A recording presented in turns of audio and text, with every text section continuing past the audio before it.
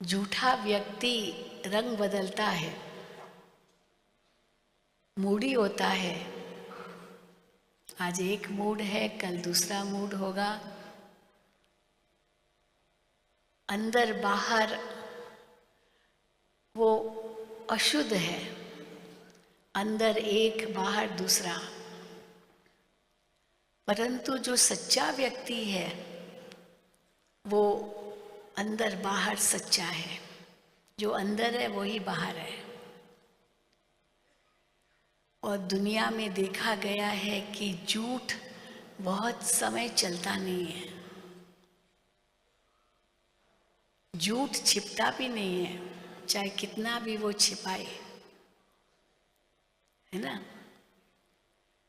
तो इसीलिए आज जो संसार की हालत है वो कितना समय चल सकेगी? बहुत ज़्यादा समय नहीं चलेगी, क्योंकि ये ईश्वर की रचना है, ये परमात्मा की श्रेष्ठ रचना है ये सृष्टि। हम उनके बच्चे भी श्रेष्ठ आत्माएं हैं अपने असल रूप में। तो इसीलिए ये झूठ बहुत समय नहीं चलेगा और फिर से वो सत्य की दुनिया आएगी। ये हम बताते हैं, कहते हैं ना, भगवान को सब प्यारे, अभी गीत भी सुना, भगवान को सब प्यारे हैं, लेकिन उनके दिल पर कौन चढ़ेंगे? जो सच्चे होंगे।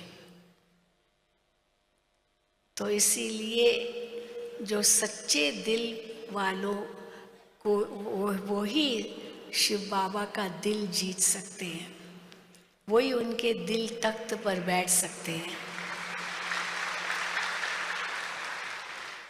तो अगर बाबा के दिल तख्त पर बैठना है तो सच्चाई, सफाई बहुत जरूरी है। और क्या आवश्यकता है झूठ बोलने की, जबकि एक दिन वो झूठ भी प्रकट हो ही जाएगा। सच भी प्रकट होगा, झूठ भी प्रकट होगा। परंतु अगर आपने सच कहा तो आपका दिल साफ है, सफाई है, क्योंकि सच्चाई है तो सफाई है। सफाई ऐसे नहीं आएगी, सच्चाई होगी तभी सफाई होगी। और अगर सच्चाई नहीं है, अंदर में कुछ कहते हैं ना, दाल, कुछ दाल काली है, मतलब कुछ तो कालापन है।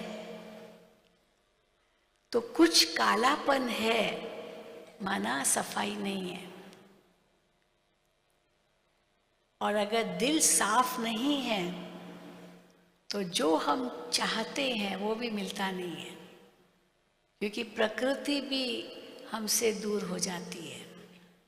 इसीलिए सच्चे दिल पर साहिब राजी तो है ही है, लेकिन सच्चे दिल की सारी मुरादें भी हासिल हो जाती है।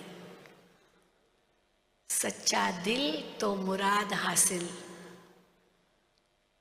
सच तबीठो नच। जो सच्चा है वो नाचता है, नाचता है, उसको कोई डर नहीं है। लेकिन जो झूठा है, क्योंकि अंदर में मन खाता है, तो वो झूठा क्या करेगा? वो थोड़ी नाचेगा, अंदर में मन खाता रहेगा उसका। तो दिल और दिमाग, ये दोनों का आपस में संघर्ष है। और अगर हम इसको आध्यात्मिक भाषा में कहें तो दिल है मन और दिमाग है बुद्धि। तो दिल और दिमाग का आपस में संघर्ष माना मन और बुद्धि का आपस में संघर्ष। मन कुछ और कहेगा, बुद्धि कुछ और कहेगी, फिर संस्कार बीच में आ जाते हैं, वो कुछ और कहेंगे। और अंदर ही अंदर मन मुटाव हो जाता है और उसी संघर्ष में तनाव पैदा हो जाता है। तो आज की दुनिया में तनाव क्यों है?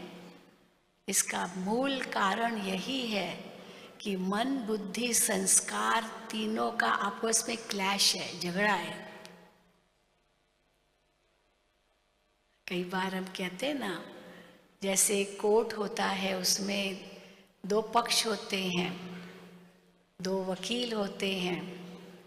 हर वकील अपने क्लाइंट के लिए लड़ता है, पर निर्णय कौन देगा? जज देगा।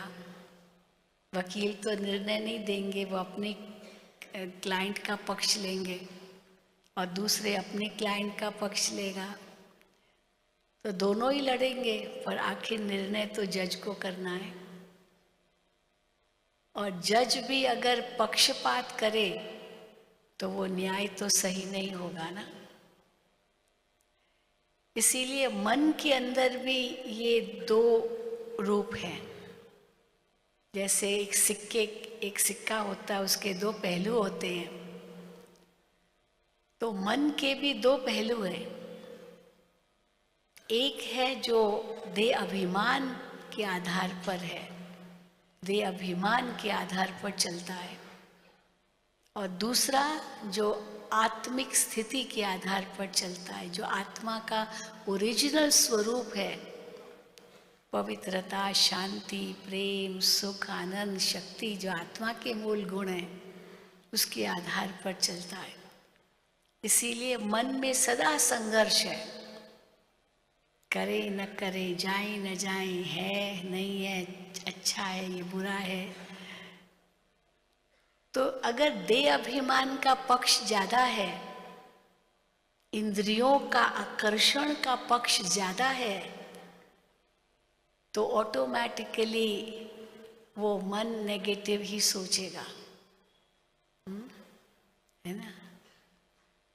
लेकिन अगर वो आत्मिक स्थिति है तो मन आत्मा के विषय में सोचेगा और उसके आधार से पवित्रता, शांति, प्रेम, सुख, आनंद, यही गुणों का चिंतन चलेगा।